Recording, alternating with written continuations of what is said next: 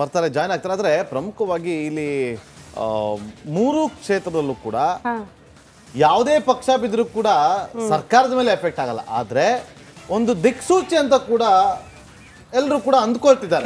ಯಾವ ಕಾರಣಕ್ಕೆ ನೋಡ್ತಾ ಹೋಗೋಣ. ದಿವಿತ್ ಇಸ್ ಬ್ಯಾಕ್ ಲೈವ್ ಕನೆಕ್ಟೆಡ್ ಇದ್ದಾರೆ. ದಿವಿತ್, ಮೋಸ್ಟ್ಲಿ ಚುನಾವಣೆಯ ದಿನಾಂಕ ಘೋಷಣೆ ಆದಾಗಿನಿಂದಲೂ ಕೂಡ ಕ್ಷೇತ್ರದಲ್ಲಿ ರೌಂಡ್ ಹಾಕಿದ್ದೀರಿ, ಮತದಾರನ ಮಾತನಾಡಿಸಿದ್ದೀರಿ. ತಮ್ಮ ಅಭಿಪ್ರಾಯ ಏನು ಇವತ್ತು ಫಲಿತಾಂಶದ ವಿಚಾರಕ್ಕೆ ಸಂಬಂಧಪಟ್ಟಂತೆ? ಕಾರಣ ಬಸವರಾಜ ಬೊಮ್ಮಾಯಿ ಅವರಿಗೆ ಲಕ್ಕಿ ಚಾರ್ಮ್ ಶಿಗ್ಗಾವಿ ಕ್ಷೇತ್ರ. ಮಗನನ್ನ ಗೆಲ್ಲಿಸಿಕೊಂಡು ಆ ಲಕ್ಕಿ ಚಾರ್ಮ್ ಕ್ಷೇತ್ರವನ್ನ ಹಾಗೆ ಉಳಿಸ್ಕೊಳ್ತಾರಾ ಅಥವಾ ಕಾಂಗ್ರೆಸ್ ಪಾಲಾಗಬಹುದಾ? ಈ ಬಾರಿ ಯಾಸೀರ್ ಅವರ ಕೈ ಹಿಡಿಬಹುದಾ ಮತದಾರ ಅನ್ನೋದು ಕುತೂಹಲ.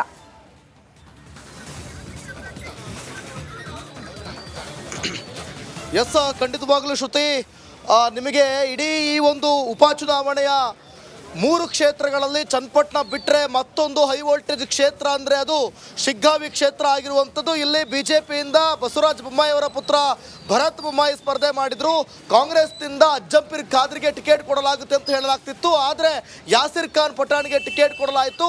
ಬಹಳ ಪ್ರಮುಖವಾಗಿ ಒಂದು ಇಲ್ಲಿ ಅಂದರೆ 2 ಪಕ್ಷಕ್ಕೂ ಆದಂಥ ನೆಗೆಟಿವ್ ಏನಪ್ಪ ಅಂತಂದರೆ, ಒಂದು ಕುಟುಂಬ ರಾಜಕಾರಣ ಅನ್ನುವಂಥ ಆರೋಪ ಕೇಳಿ ಬಂದಿದ್ದು, ಮತ್ತೊಂದು ಕಡೆ ಅವರದ್ದೇ ಸಮುದಾಯದಲ್ಲಿ ಮತ್ತೊಬ್ಬರಿಗೆ ಟಿಕೆಟ್ ಕೊಟ್ಟಿದ್ದು. ಎರಡೂ ಕೂಡ ಇಲ್ಲಿ ನೆಗೆಟಿವ್ ಆದ್ರಿಂದ ಒಂದಷ್ಟು ಮತಗಳು ಬದಲಾವಣೆ ಆಗುವಂಥ ಸಾಧ್ಯತೆಗಳು ಕೂಡ ಇತ್ತು. ಆದರೆ ಇವತ್ತು ಕೊನೆಯ ಹಂತಕ್ಕೆ ನಾವು ಬಂದಿದ್ದೇವೆ. ಶಿಗ್ಗಾವಿ ಫಲಿತಾಂಶ ಇವತ್ತು ನಡೀತಾ ಇದೆ. ದೇವಗಿರಿ ಗ್ರಾಮದ ಸರ್ಕಾರಿ ಇಂಜಿನಿಯರಿಂಗ್ ಕಾಲೇಜ್ ಬಳಿ ಇವತ್ತು ಕೌಂಟಿಂಗ್ ನಡೀತಾ ಇದೆ. ಬಹಳ ಪ್ರಮುಖವಾಗಿ ಮೊದಲಿಗೆ 8 ಗಂಟೆಗೆ ಅಂಚೆ ಮತದಾನ ಇರುತ್ತೆ. ಅದಾದ ಬಳಿಕ EVM ಎಣಿಕೆ ಶುರುವಾಗ್ತಾ ಹೋಗುತ್ತೆ. ಶಿಗ್ಗಾವಿ ಕ್ಷೇತ್ರದ ಒಟ್ಟು ಮತದಾನ ಸಂಖ್ಯೆ ಇರುವಂಥದ್ದು 2,37,525 ಜನ. ಮತ ಚಲಾಯಿಸಿದಂಥ ಮತದಾರರ ಸಂಖ್ಯೆ 1,91,728 ಜನ.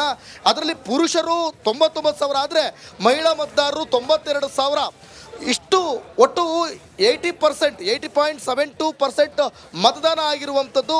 ಹಾವೇರಿ ತಾಲೂಕು ದೇವಗಿರಿ ಗ್ರಾಮದ ಸರ್ಕಾರಿ ಇಂಜಿನಿಯರಿಂಗ್ ಕಾಲೇಜ್ ಬಳಿ ಮತ ಎಣಿಕೆ ಆಗ್ತಾ ಇದೆ. ಬೆಳಗ್ಗೆ 7:30ಕ್ಕೆ ಸ್ಟ್ರಾಂಗ್ ರೂಮ್ ಓಪನ್ ಆಗುತ್ತೆ. 8 ಗಂಟೆಗೆ ಅಂಚೆ ಮತಗಳ ಎಣಿಕೆ ಆಗುತ್ತೆ. ಚುನಾವಣಾ ಆಯೋಗದ ಮಾರ್ಗಸೂಚಿಯಂತೆ ಮತಗಳ ಎಣಿಕೆ ಕಾರ್ಯ ಆಗುತ್ತೆ. ಸೊ ಬಹಳಷ್ಟು ಇಲ್ಲಿ ಪೊಲೀಸ್ ಸಿಬ್ಬಂದಿಗಳನ್ನು ನಿಯೋಜನೆ ಮಾಡಲಾಗಿರುವಂಥದ್ದು. ಯಾವುದೇ ಅಹಿತಕರ ಘಟನೆಗಳು ಕೂಡ ನಡೆಯದಂತೆ ಇಲ್ಲಿ ಪೊಲೀಸ್ ಸಿಬ್ಬಂದಿಗಳನ್ನು ಕೂಡ ಆಯೋಜನೆ ಮಾಡಲಾಗಿರುವಂಥದ್ದು. ನಿರಂತರವಾಗಿ ಹೇಗೆ ನಾವು ಕೂಡ 5 ಗಂಟೆಗೆ 6 ಗಂಟೆಗೆ ಬಂದು ಕೆಲಸ ಮಾಡ್ತೀವಿ, ಅದೇ ರೀತಿಯಾಗಿ ನಮ್ಮ ಮಾನ್ಯ ಪೊಲೀಸ್ ಸಿಬ್ಬಂದಿಗಳು ಕೂಡ ಬಂದು ಯಾವುದೇ ರೀತಿಯ ಅಹಿತಕರ ಘಟನೆಗಳು ಕೂಡ ಇಲ್ಲಿ ಸಂಭವಿಸಿದಂತೆ ಕೆಲಸನ ಕೂಡ ಮಾಡ್ತಾ ಇದ್ದಾರೆ. ಇನ್ನು ಕೆಲವೇ ಕ್ಷಣಗಳಲ್ಲಿ ಅಂದರೆ ಸುಮಾರು 7:15ಕ್ಕೆ ಸ್ಟ್ರಾಂಗ್ ರೂಮ್ ಓಪನ್ ಆಗುತ್ತೆ ಶ್ರುತಿ. ಅದಾದ ಬಳಿಕ 8 ಗಂಟೆಗೆ ಅಂಚೆ ಮತದಾನ ಆರಂಭ ಆಗುತ್ತೆ. ಅಂದರೆ ಪೋಸ್ಟ್ ಮುಖಾಂತರ ಯಾರು ಮತದಾನ ಮಾಡಿರ್ತಾರೆ ಅವರ ಮತವನ್ನು ಎಣಿಕೆ ಮಾಡಲಾಗುತ್ತೆ. ಅದಾದ ಬಳಿಕ ನಿಮಗೆ EVM ಮಿಷಿನ್ ಮೂಲಕ ಆದಂಥ ಮತಗಳನ್ನು ಎಣಿಕೆ ಮಾಡಲಾಗುತ್ತೆ. ಒಟ್ಟಲ್ಲಿ ಈ ಬಾರಿ ಯಾರು ಗೆಲ್ತಾರೆ ಅಂದರೆ ನೆಕ್ ಟು ನೆಕ್ ಫೈಟ್ ಇರುವಂಥದ್ದು, ನೇರ ಹಣಾಹಣಿ ಇರುವಂಥದ್ದು. ನಾನು ಆಗಲೇ ಹೇಳಿದೆ, ಭರತ್ ಬೊಮ್ಮಾಯಿ ಮತ್ತು ಯಾಸಿರ್ ಖಾನ್ ಪಠಾಣ್ ಅಂತ ಬಂದಾಗ ಎರಡೂ ಪಕ್ಷದಲ್ಲೂ ಕೂಡ ಯಾಕೆ ಒಂದಷ್ಟು ನೆಗೆಟಿವ್ಗಳಾಯಿತು ಅನ್ನುವಂಥದ್ದು ಕೂಡ ನಾನು ನಿಮ್ಮ ಮುಂದೆ ಹೇಳ್ತಾ ಹೋದೆ. ಆದರೆ ನಾನು ಇಲ್ಲಿದ್ದಂಥ ಸಂದರ್ಭದಲ್ಲಿ ವೋಟಿಂಗ್ ದಿನವೂ ಕೂಡ ಇಲ್ಲೇ ಇದೆ.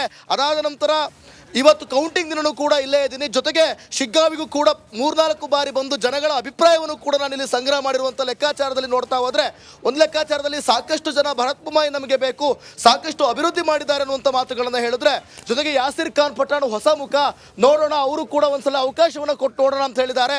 ಸುಮಾರು 12ರಿಂದ 1 ಗಂಟೆ ಹೊತ್ತಿಗೆ ರಿಸಲ್ಟ್ ಗೊತ್ತಾಗ್ತಾ ಹೋಗುತ್ತೆ. ನಾವು ಕೂಡ ಇಲ್ಲಿಂದ ನಾನ್ ಸ್ಟಾಪ್ ಲೈವ್ ಕವರೇಜ್ ಅನ್ನು ನಿಮಗೆ ಕೊಡ್ತಾ ಹೋಗ್ತೀವಿ ಶ್ರುತಿ. ಓಕೆ ದಿವಿತ್. ಚನ್ನಪಟ್ಟಣದಿಂದ ನನ್ನ ಸಹೋದರಿ ಶ್ರೀಪಾದ್ ಪಾಟೀಲ್ ಕೂಡ ಜಾಯ್ನ್ ಆಗಿದ್ದಾರೆ. ಶ್ರೀಪಾದ್, ನೋಡಿ, ಅಲ್ಲಿ ಈ ಬಾರಿ ಕೊನೆ ಗಳಿಗೆವರೆಗೂ ಕೂಡ ಕಾಂಗ್ರೆಸ್ನಲ್ಲಿ ಉತ್ಸಾಹ ಇತ್ತು, ಹುಮ್ಮಸ್ಸಿತ್ತು, ಗೆಲುವಿನ ನಿರೀಕ್ಷೆ ಇತ್ತು. ಆದರೆ ಜಮೀರ್ ಅಹಮದ್ ಖಾನ್ ಅವರು ಕೊಟ್ಟಂಥ ಒಂದು ಹೇಳಿಕೆ ಒಂದು ರೀತಿಯಲ್ಲಿ ಡ್ಯಾಮೇಜ್ ಆಗಿದೆ ಅನ್ನೋ ವಿಚಾರವನ್ನು ನಾವು ಹೇಳಿಲ್ಲ, ಖುದ್ದು ಅಭ್ಯರ್ಥಿ ಆಗಿರುವಂಥ CP ಯೋಗೇಶ್ವರ್ ಅವರೇ ಅದನ್ನು ಒಪ್ಕೊಂಡಿದ್ದಾರೆ. ಸೊ ಕ್ಷೇತ್ರಾದ್ಯಂತ ನೀವು ಕೂಡ ಓಡಾಡಿದ್ದೀರಿ.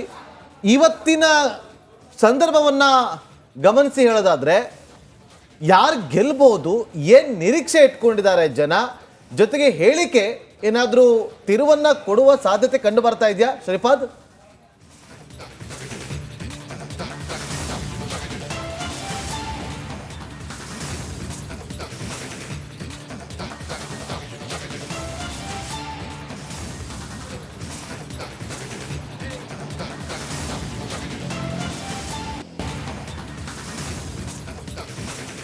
ಸರ್ ನಾಗೇಂದ್ರ ಬಾಬು, ಕ್ಷಣ ಕ್ಷಣಕ್ಕೂ ಕುತೂಹಲ ಅಂತೂ ಹೆಚ್ಚಾಗಿದೆ. ಚನ್ನಪಟ್ಟಣದ ಪಟ್ಟವನ್ನ ಇಲ್ಲಿನ ಜನ ಯಾರಿಗೆ ಕಟ್ತಾರೆ ಅನ್ನುವಂಥದ್ದು 8 ಗಂಟೆಯಿಂದ ಮತ ಎಣಿಕೆ ಏನು ಆರಂಭ ಆಗುತ್ತೆ ಆ ಕ್ಷಣದಿಂದ ಹೆಚ್ಚು ಹೆಚ್ಚು ಕುತೂಹಲ ಮನೆ ಮಾಡುತ್ತೆ. ಮುಖ್ಯವಾಗಿ ನಾವು ಗಮನಿಸಬೇಕಾಗಿರುವಂಥದ್ದು ಸಚಿವ ಜಮೀರ್ ಅಹಮದ್ ಕೊಟ್ಟಿರುವಂತಹ ಸ್ಟೇಟ್ಮೆಂಟ್ ಡ್ಯಾಮೇಜ್ ಆಗಿದೆ ಅನ್ನೋದ್ರ ಬಗ್ಗೆ ಸ್ವತಃ ಯೋಗೇಶ್ವರ್ ಅವರು ಒಪ್ಕೊಂಡಿದ್ರು. ಜೊತೆಗೆ ನಾನಾ ರೀತಿಯ ರಾಜಕೀಯ ತಂತ್ರಗಾರಿಕೆ ಪಟ್ಟುಗಳು ಇಲ್ಲಿ ಉಪಯೋಗ ಆಗಿದೆ. ಮುಖ್ಯವಾಗಿ DK ಬ್ರದರ್ಸ್ ಅಂತೂ ಇಲ್ಲಿ ಬೀಡು ಬಿಟ್ಟಿದ್ರು. ಇಡೀ ಮಂತ್ರಿಮಂಡಲವೇ ಚನ್ನಪಟ್ಟಣದಲ್ಲಿ ಯಾವ ರೀತಿ ಬೀಡು ಬಿಟ್ಟಿದ್ರು, ಯಾವ ರೀತಿ ತಂತ್ರವನ್ನ ಹೆಣೆದ್ರು. ನಾನೇ ಅಭ್ಯರ್ಥಿ, ಸೋತ್ರೆ ನಾನೇ ಸೋತಂಗೆ, ಗೆದ್ರೆ ನಾನೇ ಗೆದ್ದಂಗೆ ಅಂತ DK ಶಿವಕುಮಾರ್ ಅವರು ಹೇಳ್ತಾ ಇದ್ರು. ಮತ್ತೊಂದು ಕಡೆ ದಳಪತಿಗಳು ಕೂಡ ಚನ್ನಪಟ್ಟಣ ನಮ್ಮ ಭದ್ರಕೋಟೆ, ಅದನ್ನ ಅಲ್ಲಾಡಿಸೋದಕ್ಕೆ ಯಾರಿಂದನೂ ಸಾಧ್ಯ ಇಲ್ಲ, ಅದನ್ನ ಮತ್ತೆ ನಾವು ಖಾತ್ರಿಪಡಿಸ್ತೀವಿ ಅನ್ನೋಂಥ ಮಾತನ್ನ ಹೇಳಿದ್ರು. ಅಂತಿಮವಾಗಿ voters are not taken for granted. ಯಾರು ಏನೇ ಬಂದು ಏನೇ ಮಾತಾಡಲಿ, ಏನೇ ಪ್ರಯತ್ನಗಳನ್ನು ಮಾಡಲಿ, ಆದರೆ ಜನ ನಿರ್ಧಾರ ಮಾಡಿರ್ತಾರೆ ಯಾರಿಗೆ ಮತ ಕೊಡಬೇಕು ಅಂತ. ಅಂತಿಮವಾಗಿ ಯಾರು ಜೈ ಎಂದಿದ್ದಾರೆ ಅನ್ನುವಂಥದ್ದು ಕೆಲವೇ ಕ್ಷಣಗಳಲ್ಲಿ ಗೊತ್ತಾಗುತ್ತೆ ಅನ್ನುವಂಥದ್ದು ಒಂದು ಕಡೆ. ಆದರೆ ಮತ್ತೊಂದು ಕಡೆ ಇಲ್ಲಿ ನಿಖಿಲ್ ಕುಮಾರಸ್ವಾಮಿ ಪರ ಸಿಂಪತಿ ಎಷ್ಟರ ಮಟ್ಟಿಗೆ ವರ್ಕೌಟ್ ಆಗುತ್ತೆ ಅನ್ನುವಂಥದ್ದು ಇಲ್ಲಿ ಮುಖ್ಯವಾಗುತ್ತೆ. ಹೋದಲ್ಲಿ ಬಂದಲ್ಲಿ ಯೋಗೇಶ್ವರ್ ಹೇಳಿದ್ದು, ನಾನು ಈಗಾಗಲೇ 5 ಸಾರಿ MLA ಆಗಿಬಿಟ್ಟಿದ್ದೀನಿ, ಆದರೆ ಕ್ಷೇತ್ರಕ್ಕೆ ಇನ್ನೂ ಮಾಡಬೇಕಾದಂತಹ ಕೆಲಸ ಬಹಳ ಬಾಕಿ ಇದೆ, ಅದನ್ನು ಮಾಡಬೇಕಾಗಿದೆ, ಹೀಗಾಗಿ ನಾನು ನಿಮಗೋಸ್ಕರ ಮತ್ತೆ ಎಲೆಕ್ಷನ್ಗೆ ನಿಂತಿದ್ದೀನಿ ಅಂತ ಹೇಳ್ತಿದ್ದಾರೆ. ಆದರೆ ಚನ್ನಪಟ್ಟಣದ ಜನ ತೀರ್ಮಾನ ಮಾಡಿದ್ದಾರೆ ಯಾರಿಗೋಸ್ಕರ ಚುನಾವಣೆಗೆ ಸ್ಪರ್ಧೆ ಮಾಡಿದ್ದಾರೆ ಅಂತ. ಮತ್ತೊಂದು ಕಡೆ ಕುಮಾರಸ್ವಾಮಿ ಅವರು ಕೂಡ ಹೇಳಿದ್ದಾರೆ, ನಾನು ಈ ಕ್ಷೇತ್ರದಲ್ಲಿ ಶಾಸಕನಾಗಿ ಇಲ್ಲಿವರೆಗೂ ಏನೇನು ಕೆಲಸ ಮಾಡಬೇಕು ತಮಗೆಲ್ಲ ಗೊತ್ತಿದೆ, ಈಗ ಮುಂದೆಯೂ ಕೂಡ ನನ್ನ ಮಗನನ್ನ ಅಭ್ಯರ್ಥಿಯಾಗಿ ಗೆಲ್ಲಿಸ್ಕೊಂಡ್ಬಂದು ಚನ್ನಪಟ್ಟಣವನ್ನ ಮಾದರಿ ಕ್ಷೇತ್ರವನ್ನಾಗಿ ಮಾಡಿಯೇ ಮಾಡ್ತೀನಿ ಅನ್ನುವಂತಹ ಮಾತನ್ನು ಹೇಳಿದ್ದು ಒಂದು ಕಡೆ. ಆದರೆ ಇನ್ನು ಜಮೀರ್ ಅಹಮದ್ ಕೊಟ್ಟಂತಹ ಸ್ಟೇಟ್ಮೆಂಟ್ ಕೂಡ ಈ ಕಡೆ ದಳಪತಿಗಳಿಗೆ ಅದು ಒಂದು ರೀತಿ ಪ್ಲಸ್ ಪಾಯಿಂಟ್ ಆಗಿದೆ ಅನ್ನುವಂತಹ ಮಾತುಗಳು ಕೂಡ ಕೇಳಿ ಬರ್ತಾ ಇದೆ. ಇನ್ನು ಮತ್ತೊಂದು ಕಡೆ ಮೈನಾರಿಟೀಸ್ ವೋಟ್ ಸಾಲಿಡ್ ಆಗಿ ಕಾಂಗ್ರೆಸ್ಗೆ ಹೋಗುತ್ತೆ ಅಂತಂದ್ರೂ ಕೂಡ JDSನವರು ಪ್ರಯತ್ನ ಮಾಡಿ ಒಂದು 10ರಿಂದ 20% ಸೆಳೆಕೊಂಡ್ರೂ ಕೂಡ ನಿಖಿಲ್ ಅವರ ಗೆಲುವು ಬಹುತೇಕ ನಿಶ್ಚಿತ ಅನ್ನುವಂತಹ ಮಾತುಗಳು ಕೇಳಿ ಬರ್ತಾ ಇರೋದು ಒಂದು ಕಡೆ. ಆದ್ರೆ ಸಿಂಪತಿ ಇದೆ, ಅನುಕಂಪ ಇದೆ, ಹೀಗಾಗಿ ಈ ಸಾರಿ ನಿಖಿಲ್ ಗೆಲ್ಲಬಹುದು ಅನ್ನುವಂತಹ ಮಾತುಗಳು ಕೂಡ ಕೇಳಿ ಬರ್ತಾ ಇದೆ. ಅಂತಿಮವಾಗಿ DK ಬ್ರದರ್ಸ್ ಯಾವ ರೀತಿಯ ಪಟ್ಟನ್ನ ಇಲ್ಲಿ ಎಲ್ಲಾ ರೀತಿಯ ಪ್ರಯೋಗ ಮಾಡಿದ್ದಾರೆ, ಅದು ಎಷ್ಟರ ಮಟ್ಟಿಗೆ ವರ್ಕೌಟ್ ಆಗುತ್ತೆ, ಈ ಎಲ್ಲ ನಾನಾ ರೀತಿಯ ಪ್ರಶ್ನೆಗಳಿಗೆ ಇಡೀ ರಾಜ್ಯದಲ್ಲಿ ವೆರಿ ಹೈ ವೋಲ್ಟೇಜ್ ಕ್ಷೇತ್ರ ಅಂತಂದ್ರೆ ಅದು ಚನ್ನಪಟ್ಟಣ ಕ್ಷೇತ್ರ. ಆ ಚನ್ನಪಟ್ಟಣ ಕ್ಷೇತ್ರದ ಉತ್ತರದ ನಿರೀಕ್ಷೆಯಲ್ಲಿ ನೀವು ಎಲ್ಲರೂ ಕೂಡ ಇದ್ದೀವಿ. ನೋಡೋಣ ಏನಾಗುತ್ತೆ ಅಂತ. ಲೇಟೆಸ್ಟ್ ಅಪ್ಡೇಟ್ ಅನ್ನ ರಿಪಬ್ಲಿಕ್ ಕನ್ನಡದ ಮೂಲಕ ವೀಕ್ಷಕರಿಗೆ ತಲುಪಿಸುವಂತಹ ಪ್ರಯತ್ನ ನಿರಂತರವಾಗಿ ನಮ್ಮಿಂದ ನಿಮ್ಮಿಂದ ಸಾಗುತ್ತೆ. ನಾಗೇಂದ್ರ ಬಾಬು, ಓಕೆ, ಹಾಗೆ ಸಂಪರ್ಕದಲ್ಲಿ ದೇವನಿಂದ ಗ್ರೌಂಡ್ ನಲ್ಲಿ ಇದ್ದವರು ಅಂದ್ರೆ ಅಲ್ಲಿನವರೇ ರಾಮನಗರದವರು ನಮ್ಮ ಪ್ರತಿನಿಧಿ ಮಾದೇಸ್ವಾಮಿ ಕೂಡ ನೇರ ಸಂಪರ್ಕದಲ್ಲಿದ್ದಾರೆ. ಮಾದೇಸ್ವಾಮಿ, ಪ್ರಮುಖವಾಗಿ ನೋಡಿ ಈ ಕ್ಷೇತ್ರದ ಜನ, ಚನ್ನಪಟ್ಟಣದ ಜನ ಒಂದು ಹೇಳಿಕೆ ಅಥವಾ ಒಂದು ದಿನದ ಪ್ರಚಾರದ ಸಂದರ್ಭದಲ್ಲಾದ ಘಟನೆಗಳು ಇದರಿಂದಾಗಿ ಇನ್ಫ್ಲೂಯೆನ್ಸ್ ಆಗಿ ತಮ್ಮ ಮತವನ್ನು ಚಲಾವಣೆ ಮಾಡೋ ರೀತಿಯಲ್ಲಿ ಟ್ರೆಂಡ್ ಇದೆಯಾ? ಯಾಕಂತಂದ್ರೆ ಚನ್ನಪಟ್ಟಣದಲ್ಲಿ ಕುಟುಂಬಗಳೇ ಇಂಥ ಪಕ್ಷಕ್ಕೆ ಇಂಥ ವ್ಯಕ್ತಿಗೆ ವೋಟ್ ಅಂತೇಳಿ ಡಿಸೈಡ್ ಮಾಡಿರ್ತಾರೆ. ಪ್ರೀ ಡಿಸೈಡೆಡ್ ವೋಟ್ಸ್ ಬಹಳಷ್ಟು ಬಾರಿ ನಾವು ಗಮನಿಸಿದ್ದೀವಿ. ಸೊ ಈ ಕಡೆ ಕ್ಷಣದ ಹೇಳಿಕೆಗಳು, ಕಡೆ ಕ್ಷಣದ ಕಣ್ಣೀರು, ಇದೆಲ್ಲ ನಿಜಕ್ಕೂ ಇನ್ಫ್ಲೂಯೆನ್ಸ್ ಆಗುತ್ತಾ ಚನ್ನಪಟ್ಟಣದ ಮತದಾರರ ಮೇಲೆ? ಸ್ಮಿತಾ, ಖಂಡಿತವಾಗಿಯೂ ಅದು ಇನ್ಫ್ಲೂಯೆನ್ಸ್ ಆಗುತ್ತೆ. ಆದರೆ ನನಗೆ ಇರುವಂಥ ಮಾಹಿತಿಯ ಪ್ರಕಾರ ಅದು ದೊಡ್ಡ ಮಟ್ಟದಲ್ಲಿ ಏನಷ್ಟು ಇನ್ಫ್ಲೂಯೆನ್ಸ್ ಆಗಿದೆ ಅಂತ ಅನಿಸೋದಿಲ್ಲ. ಯಾಕಂದರೆ ಪ್ರಮುಖವಾಗಿ ಇದು DK ಶಿವಕುಮಾರ್ ಮತ್ತು HD ಕುಮಾರಸ್ವಾಮಿ ಅವರ ಒಂದು ನೇರವಾದಂಥ ಹಣಾಹಣಿ ಏನಿದೆ. ಯಾಕಂದರೆ ಪ್ರತಿ ಇಬ್ಬರು ನಾಯಕರುಗಳು ಕೂಡ ಹೇಳ್ತಾ ಇರುವಂತಹ ಒಂದು ಮಾತು ಏನಂತಂದರೆ, ಯಾಕಂದರೆ ನಿನ್ನೆ DK ಶಿವಕುಮಾರ್ ಕೂಡ ಅದೇ ಮಾತನ್ನು ಹೇಳಿದ್ದಾರೆ. ಅಂತಂದರೆ ಇಲ್ಲಿ ನಾನೇ ಅಭ್ಯರ್ಥಿ, ಅಂದರೆ ಚನ್ನಪಟ್ಟಣದಲ್ಲಿ ನಾನೇ ಅಭ್ಯರ್ಥಿ, ಇಲ್ಲಿ ಸೋತ್ರೆ ನಾನೇ ಸೋಲೋದು ಅಂತನ್ನುವಂಥ ಮಾತನ್ನು ಕೂಡ ಹೇಳಿದ್ದಾರೆ. ಅಂದರೆ ಯಾರೇ ಸೋತರೂ ಕೂಡ ಇಲ್ಲಿ, ಅಂದರೆ JDS ಆರು ಸೋಲ್ಬೋದು ಅಥವಾ ಕಾಂಗ್ರೆಸ್ ಆರು ಸೋಲ್ಬೋದು, ಯಾರೇ ಸೋತರೂ ಕೂಡ ಅವರ ಪ್ರಮುಖ ನಾಯಕರೇ ಇಲ್ಲಿ ಸೋತಂತೆ ಅನ್ನುವಂಥದ್ದು. ಅಂದರೆ DK ಶಿವಕುಮಾರ್ ಸೋತಂತಾಗುತ್ತೆ ಅಥವಾ HD ಕುಮಾರಸ್ವಾಮಿ ಅವರು ಸೋತಂತೆ ಆಗುತ್ತೆ ಅಂತ ಅನ್ನುವಂಥದ್ದು. ಜೊತೆಗೆ ಇಲ್ಲಿ ಏನು ಮತಗಳನ್ನು ಸೆಳೆಯುವಂತಹ ನಿಟ್ಟಿನಲ್ಲಿ ಕಾಂಗ್ರೆಸ್ನವರಾಗಿರ್ಬೋದು ಅಥವಾ JDSನ ನಾಯಕರು ಕೂಡ ಎಲ್ಲ ರೀತಿಯಾದಂಥ ಪ್ರಯತ್ನಗಳನ್ನು ಮಾಡ್ಕೊಂಡು ಬಂದರು.